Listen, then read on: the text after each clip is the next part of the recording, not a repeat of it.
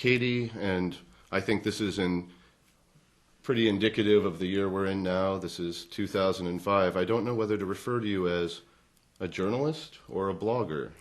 I'd say neither. I just call myself a player who writes a lot. A player who writes a lot. Yeah. A verbal pugilist, though. There you go. Nonetheless. There you go. I can be a little blunt sometimes. So do you consider yourself a cyber revolutionary? No. No. No. I consider myself somebody who talks about things that are out there. I don't know if I would call that a revolutionary. It bothers me that there aren't more people saying interesting things and doing interesting things, but if that's revolutionary, then I'm a little scared. So, saying interesting things and doing interesting things. We're here at the State of Play 3, which is a conference at New York Law School that is covering topics of video game law, and specifically laws governing online worlds, online video game worlds. So, do you feel that a governmental body should be regulating these things? Do you think that'll get in the way of people doing interesting things? I don't think a governmental body can. I think it's too international, it's too global, and it's each game is almost a country in and of itself. The laws don't really transcend from game to game in a way that I think if the government tried to get involved, it could be very terrifying, just because they're not going to get it. They didn't get the internet, and that's already kind of terrifying in terms of the law there. So the lack thereof. I think it's really going to be up to the corporations and the developers and the designers to do all of the regulatory stuff, really. Okay. So what do you feel are the biggest challenges facing the online worlds right now? The amount of money it costs to build a game. I think there's so much risk involved in making a bad decision that people are frightened to try new things, to think of interesting things. I think there's some real fundamental problems in the way the industry is run, the way the companies are run, the way the money is invested, who is making the money for what. I mean, it was mentioned downstairs that it's the publishers that really are in control, which is sort of ridiculous because they're not the ones who are making the stuff. That's not where the value is. They are fabulous marketing engines, but I think they should be treated as such, just as they are in every other industry. The Knopf publishes books. They make a lot of money publishing books and marketing books, but they don't own the books. The books themselves are the properties of the authors. Okay, so speaking of publishers and risk, it's less risky for a publisher to do, say, it's going to be like Doom, but with twice as many weapons, than it is for the publisher to invest in a genre leader. But at the end of the day, it's those new categories, those genre leaders, the people that were genre leaders, that end up being the big selling titles. There's going to be some brave... sorry. Come on now.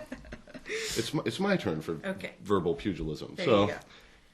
So if you're a publisher, and you're going to bite the bullet and invest in a genre leader in the massively multiplayer online gaming space, what would be the kind of core mechanic of that genre leader, and what are some of the kind of legal challenges you might find coming up from putting that out into the world? Legal challenges, I think, would come secondary to investment challenges, just in terms of day one. What are you going to do? I think that any company that's really going to do that is going to have to be pretty brave on almost all fronts. They're going to have to be brave about how they structure such a company, who they put in charge, who's doing what.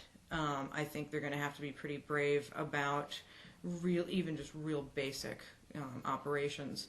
And certainly the legal aspects of that will be a component. I'm not sure if it's the primary component, because there is, I mean, a lot of what sort of gets ignored is that there is a general consensus on the parts of players. You have a very small minority of players that make an awful lot of noise. My opinion is that has a lot to do with the fact that the companies don't give enough of a voice to the majority of the players, so they get overwhelmed and everybody screams because it's the only way to get anything across.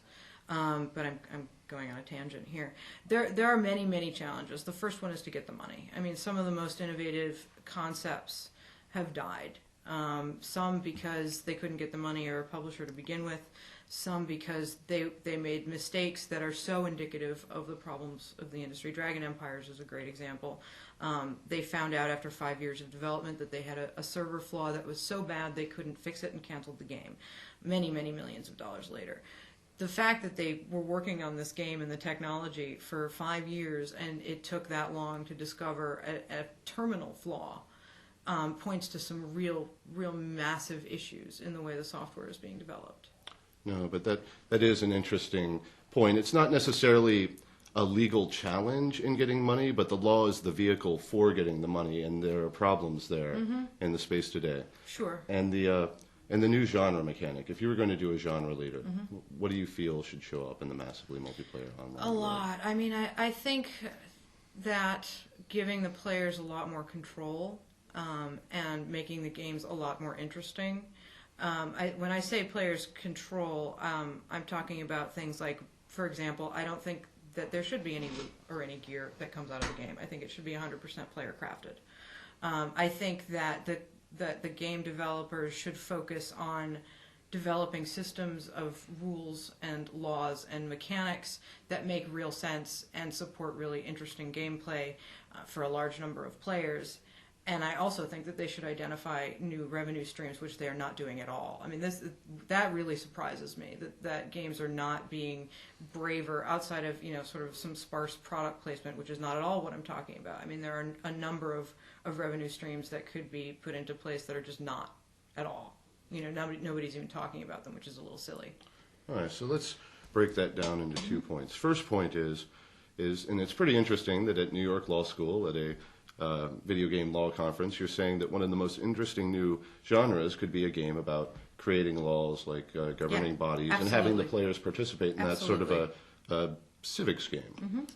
Or a civics aspect to a more holistic game. I mean, I think that combat and crafting are fun.